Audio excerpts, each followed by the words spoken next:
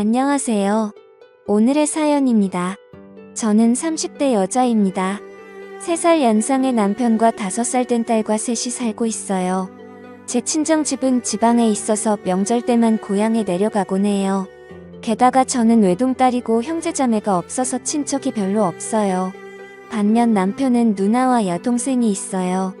시댁은 우리 집에서 가까운 거리에 살고 있어서 만나는 빈도가 매우 높아요. 특히 시어머니와 시누는 저를 친딸 친언니처럼 대해줘서 함께 맛집 가기도 하고 쇼핑하러 가기도 해요. 시어머니의 나이는 60대인데 일하셔서 그런지 젊고 센스도 좋으세요. 그래서 대화를 하는 게 매우 즐거워요. 언젠가는 제가 입은 옷이 마음에 든다며 똑같은 옷을 사서 입어도 괜찮냐고 하시는데 그러시면서 제 옷도 함께 사주시는 센스까지 보여주세요. 저도 이렇게 예쁘게 늙어가고 싶다는 생각이 들게 하세요. 전업주부인 형님은 자녀가 3명이에요. 육아 상담도 해주고 안 입는 아이 옷이나 안 쓰는 장난감 등을 가져다 주기도 하는 등 정말 든든한 존재예요. 항상 제게 어려운 일이 있으면 언제든 말해달라고 하시는데 이 두 사람이 있어서 저는 이 시댁에 잘 적응할 수 있었다고 생각해요. 다만 시댁 식구 중 시아버지와 아가씨는 저와 교류가 별로 없어요. 시아버지는 일만 하셔서 집에 있는 시간이 적고 만날 기회도 거의 없어요. 아가씨는 독신으로 시댁에 살고 있지만 자주 외출해서 집에 없는 경우가 많아 거의 만나지 못해요.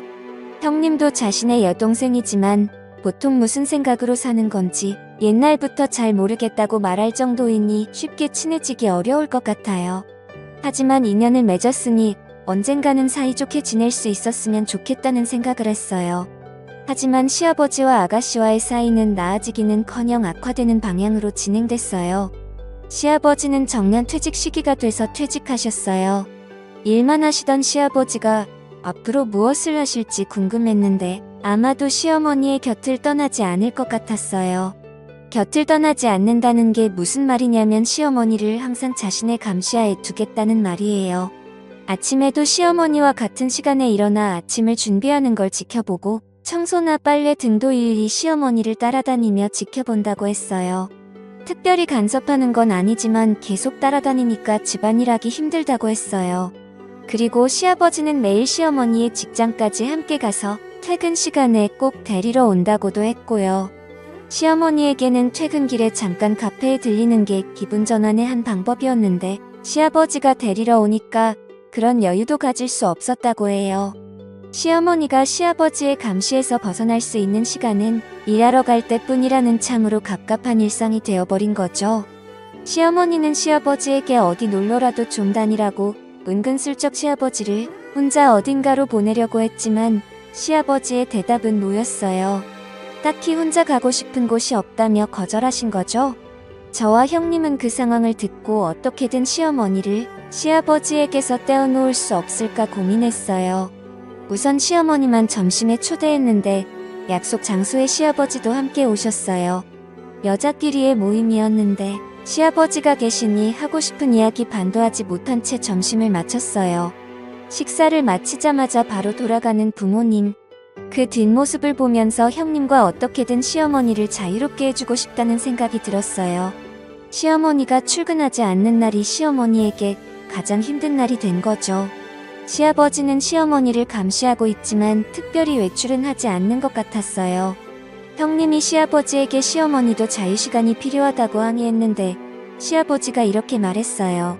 자유시간? 나는 엄마의 시간을 뺏는 게 아니라 그냥 따라다니는 것뿐이야. 그게 뭐 어때서 그래? 엄마의 자유는 어떻게 하죠? 여자들끼리의 식사 모임까지 따라다니는 건 정말 이해할 수 없는데 말이에요.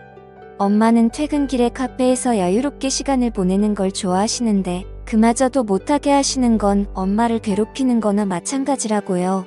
이건 나랑 엄마의 문제야. 너는 아무 상관없는 일이니까 끼지 말고 있어. 시아버지는 그렇게 말하고는 자기 방으로 돌아갔다고 해요. 시아버지의 스토커 같은 행동 어떻게 하면 해결할 수 있을까? 시아버지가 시어머니를 따라다니기 시작한 지 3개월이 지났어요. 그리고 최근 들어 시어머니의 건강이 나빠지는 것 같았어요. 시어머니는 그동안 감기 한 번 걸리지 않으시는 분이셨거든요. 그런데 시어머니를 만나러 가면 왠지 모르게 기운이 없어 보였어요. 게다가 안색도 매우 안 좋아 보였어요. 어머님 몸이 안 좋으시면 제가 집안일 도와드릴게요. 라고 말했는데 시어머니가 대답하기도 전에 시아버지가 며느라 이 집의 집안일은 이 사람이 하기로 돼 있어. 우리 집의 규칙을 잘 모르나 본데 며느리가 도와줄 수 있는 건 아무것도 없어. 잘 모르면서 도와주겠다고 함부로 말하지 마. 우리가 도와주러 오는 것조차 거부하셨어요. 시어머니는 그런 모습을 보고 며느라 나는 괜찮으니까 걱정하지 마. 건강은 내 장점이야. 아직 건강은 이상 없어. 라고 말했지만 시어머니의 얼굴은 좋아 보이지 않았어요. 시어머니의 건강이 걱정돼서 시간 내서 시댁에 자주 찾아뵙고 했어요. 그러던 어느 날 시어머니는 누가 봐도 병원에 데려가야 할 정도로 몸이 많이 쇠약해졌어요. 대화도 할 수 없을 정도로 시어머니는 고통스러운 표정으로 얕은 호흡을 반복했어요. 이건 당장 병원에 가야 한다고 생각했고 저는 즉시 구급차를 불렀어요. 10분 정도 후에 구급차가 도착했어요. 그런데 시아버지가 구급대원들을 돌려보내려고 하는 거예요. 우리 집에는 아픈 사람이 없다며 빨리 돌아가라고 구급대원들을 다그치는 거죠. 저는 시아버지가 도대체 왜 이러는 거지? 이렇게 고통스러워하는 시어머니가 있는데 저는 시아버지를 무시하고 구급대원들에게 시어머니를 이송해달라고 부탁했어요. 시아버지는 끝까지 병원은 무슨 병원이냐며 소리를 치셔서 제가 구급차에 동승했어요. 병원에 도착하자마자 남편에게 연락했어요. 남편은 형님과 아가씨에게 연락을 했고요. 형님은 곧장 병원으로 오겠다고 했다는데 아가씨는 연락이 되지 않는다고 했어요. 구급차에 실려갔다는 메시지를 봤으면 연락 한 통이라도 하는 게 정상이라고 생각하는데 말이죠. 제가 아가씨에 대해 이상하게 느끼고 있을 때 남편과 형님이 병원에 도착했어요. 시어머니는 곧장 수술실로 들어갔어요. 셋이서 기약 없이 수술실 앞을 기다렸는데 수술실 문이 열리고 담당 의사가 나오더니 시어머니가 수술 중에 안타깝게 돌아가셨다는 이야기를 했어요. 우리는 너무 놀랐어요. 그때 시아버지와 아가씨가 나타났어요. 남편이 왜 이렇게 늦었냐며 엄마가 방금 돌아가셨다고 울부짖었는데 아가씨는 자기 엄마가 죽은 것에 대해 무덤덤해 보였어요. 어머 그랬구나. 건강 자랑을 그렇게 하더니만 저는 아가씨 말에 화가 치밀어 올랐어요. 제가 입을 열려고 하는 순간 형님이 먼저 엄마가 죽었다는데 그게 할 말이냐며 그런 태도로 있을 거면 당장 돌아가라고 분노 섞인 말을 내뱉었어요. 아가씨는 알겠어. 가라니까 갈게. 이런 분위기 속에 나도 계속 있기 싫어. 라고 말하고 돌아갔어요. 시아버지는 이렇게 될 줄 알았는지 돌아가는 아가씨를 따라 함께 사라졌어요. 남은 우리는 다시는 저 사람들과 엮이지 말자고 다같이 고개를 끄덕였어요. 장례식은 많은 사람들의 배움을 받으며 무사히 끝났어요. 시아버지와 아가씨가 종음객을 맞이할 때는 뭔가 매우 불쾌했어요. 얼마 후 시어머니의 유품을 정리하기 시작했어요. 추억의 물건이 많아 유품 정리가 좀처럼 진행되지 않았어요. 그러던 중 시어머니가 쓰시던 화장대 안쪽에서 일기장을 발견했어요. 안 좋은 생각이 들면서도 호기심에 일기를 읽어봤어요. 처음엔 아직 시아버지가 은퇴하기 전 저와 형님과 함께 나갔던 추억이 즐거운 어조로 적혀 있었어요. 그 후 시아버지가 은퇴한 후에는 그래서도 힘든 분위기가 느껴졌어요. 혼자 행동하는 것을 용납하지 않는다. 딸을 만나러 갈 때만큼은 혼자 가도록 좀 해주지? 라는 등의 시아버지에 대한 불만이 적혀 있었어요. 그리고 돌아가시기 한 달 전쯤의 일기에는 요즘 컨디션이 좋지 않다. 내 몸에 이상이 있는 것 같은데 병원에 못 가게 한다. 이대로 쓰러지면 어떻게 될까? 라는 불안한 내용이 많이 적혀 있었어요. 그리고 가장 중요한 건 돌아가시기 전날의 일기에 적혀 있었어요. 그것은 너무 충격적인 내용이었어요. 저는 바로 남편과 형님에게 전화해서 시어머니의 일기 내용을 들려줬어요. 그러자 남편은 곧바로 경찰에 연락을 취했어요. 경찰이 도착할 때까지 일기를 지켜야 했기 때문에 저는 일기를 품에 안고 지키고 있었어요.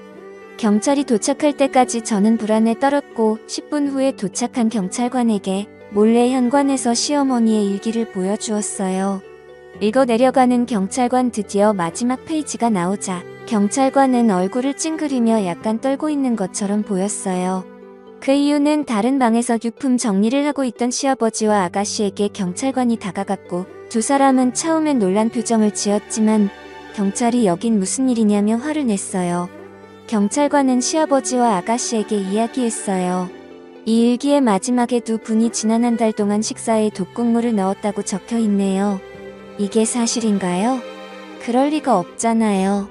우리가 어떻게 독을 넣었다는 거예요?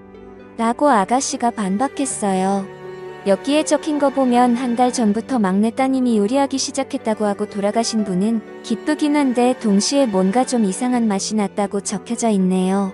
요리하면서 소량씩 독을 넣은 것 아니니까. 시아버지와 아가씨는 입을 다물었어요. 그러자 형님이 어떻게 엄마에게 독이 든 음식을 먹일 수 있냐며 들키지 않을 줄 알았냐고 다그쳤어요. 그리고 그때 여러 명과 함께 온 경찰관 중 한 명이 마당에서 농약을 발견한 거예요. 독약이 이거일지도 모르겠다며 보여준 거죠. 그러자 시아버지와 아가씨가 당황한 표정을 지었어요. 증거인멸이라는 말을 모르는 건지 너무 쉽게 증거물을 발견하게 된 거죠.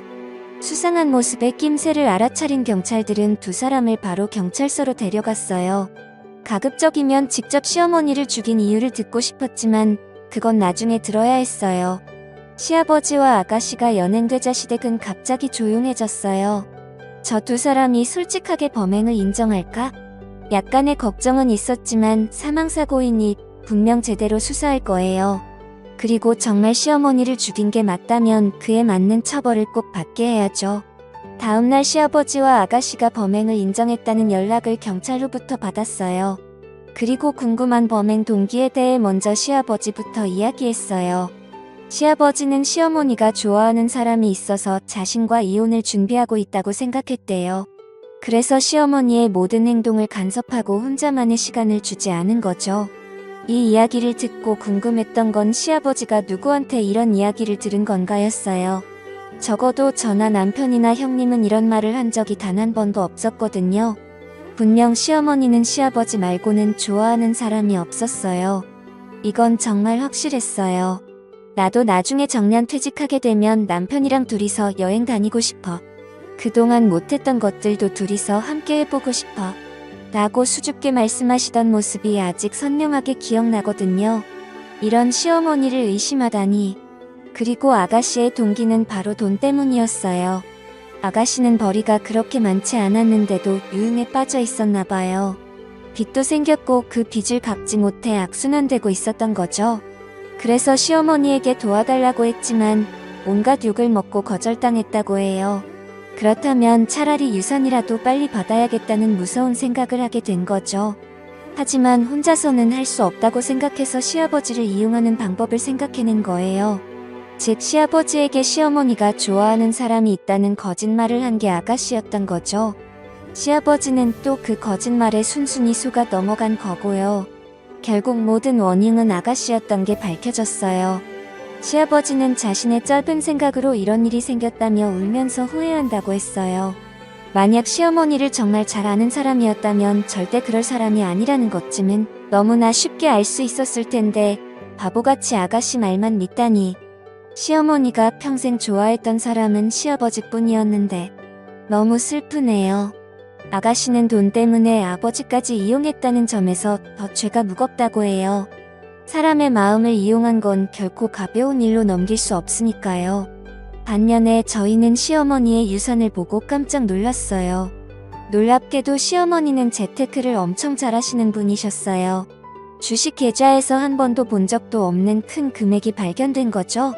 어쩌면 동거하던 아가씨가 이 사실을 알고 시아버지를 속여 시어머니를 고인이 되게 한 것일지도 몰라요. 돈이 없으면 살 수 없지만 돈이 너무 많으면 주위의 시선 때문에 살기 힘든 걸 보여주는 것인지도 모르겠어요. 앞으로 아가씨 같은 사람과 엮이지 않고 좋은 사람들과의 인연을 유지하며 가늘고 길게 오래오래 살고 싶네요. 시청해주셔서 감사합니다. 그럼 다음 영상에서 다시 뵙겠습니다.